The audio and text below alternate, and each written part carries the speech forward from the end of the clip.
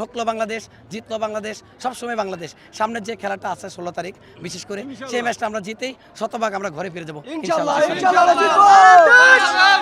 জিকু ফর্মে থাকার পরেও কেন দলের বাইরে? এই মিতুল বার্মা ও ফর্মে, ওকে চাই না আমরা। কমতি প্রথমে ছিল একজন 9 নাম্বার, একদম স্ট্যাবলিশ 9 নাম্বার আমাদের নাই, ভালো ফিনিশার নাই। আসলে প্লেয়ারদের টেকনিক্যাল আরও উন্নতি করা দরকার, এই বিষয়টা আমার লক্ষণীয়। তো ওইটাই আর কি, আসলে ফিনিশিংটা আরও ভালো করতে হবে। ডিসিশন মেকিংটা মূলত হচ্ছে কি যে রাকিব অনেকগুলা খালি জায়গা ছিল, পাস দিলে গোল হওয়ার সম্ভাবনা ছিল, কিন্তু তারা এটা না করে তারা সেলফিশলি খেলেছে। এটা আসলে খুবই আনলাকি একটা ফ্যাক্টর, এগুলাতে কিছু কাজ করতে হবে। আমার মনে হচ্ছে ডিফেন্সিভটা অনেক খারাপ খেলছে, স্ট্রাইকাররা অনেক ভালো খেলছে।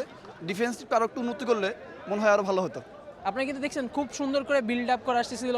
একটা কোচ আনা হয়েছে সেট পিসের জন্য, হ্যাভিয়ার কাবরেরার অ্যাসিস্ট্যান্ট। সেট পিসগুলো ঠিক ছিল, বাট একদম লাস্ট মোমেন্টে শেখ মুরসালিনের যে সুন্দর পাসটা ছিল সেখান থেকে কিন্তু একটা ভালো আউটলাইন বের করতে পারেনি, তারা কিন্তু একটা ভালো গোল করতে পারেনি। এটা আমাদের জন্য এটা আমাদের ব্যর্থতা, এটা টিমের জন্য ব্যর্থতা। নাহলে কিন্তু আমরা এত সুন্দর চান্স বের হয়েছে, যেটা আমরা যখন টিভিতে খেলা দেখি ইউরোপিয়ান কান্ট্রিগুলো, এর চেয়ে আরও অনেক চিপ চান্সগুলো তারা গোল করে ফেলে। বাট এখানে 95% গোল হওয়ার সম্ভাবনা, গোলগুলো হচ্ছে না। আবার যে গোলটা হলো, বাংলাদেশ কনসিভ করলো যে গোল, সেটাও গোল হওয়ার মতো আসলে কীভাবে হয়ে গেল আমরা বুঝতে পারি না গ্যালারি থেকে। না, বাংলাদেশ আসলে ভালোই খেলেছে বলা যায়, কিন্তু কয়েকটা না অনেক বেশি আসলে চান্স মিস হয়েছে। ফিনিশিংটা একদমই খারাপ হয়েছে। এই ফিনিশিংয়ে আরও উন্নত করা দরকার প্লেয়ারদের। আশা করি আগামী ম্যাচ থেকে কামব্যাক করবে আর কি। মূলত আজকে রাকিব ভালো খেলেছে, বাট তার উচিত ছিল কিছু জায়গাতে অনেক খালি প্লেয়ার ছিল, মানে অনেক স্পেস ছিল, পাস দিলে কিন্তু গোল হওয়ার সম্ভাবনা ছিল, পারে নাই ওরা। ফিলিংটা তো খুবই ডিসঅ্যাপয়েন্টিং, মানে এটা বলার মতো না, কারণ অন্য দেশে নিজেদের মাঠের মধ্যে হারাটা আর এরকম একটা বসুন্ধরা স্টেডিয়ামের মধ্যে মানে পুরা বার্নাবের মতো একটা ফিল হয়, এখানে যদি হারি এটা তো খুবই লজ্জাজনক। এজন্য আর কি মানে খুব নিয়ে যাচ্ছে এক প্রকার। আমার মনে হয় যদি গ্রাম পর্যায়ে আরও বেশি গুরুত্ব দেওয়া দরকার যায়, আর নতুন খেলোয়াড় আরও ভালোভাবে সংগ্রহ করা যায়, বাংলাদেশ একদিন ওয়ার্ল্ড কাপ খেলবে ইনশাল্লাহ।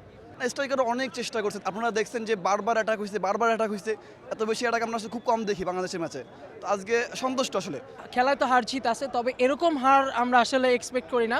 বাট আসলে আমাদের খেলা দেখতে আসা উচিত, আমাদের সকলেরই খেলা দেখতে আসা উচিত।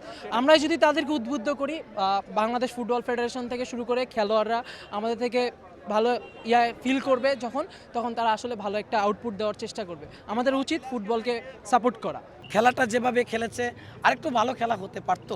বিশেষ করে আমাদের যে গোলকিপার, উনি আসলে যথেষ্ট খেলেছেন, তারপরও আমরা তার একটু মানে কারণে কিন্তু আমরা গোলটা হজম করতে হয়েছে। তারপরও ঠকলো বাংলাদেশ, জিতলো বাংলাদেশ, সবসময় বাংলাদেশ। সামনের যে খেলাটা আছে 16 তারিখ, বিশেষ করে সেই ম্যাচটা আমরা জিতেই শতভাগ আমরা ঘরে ফিরে যাবো ইনশাআল্লাহ।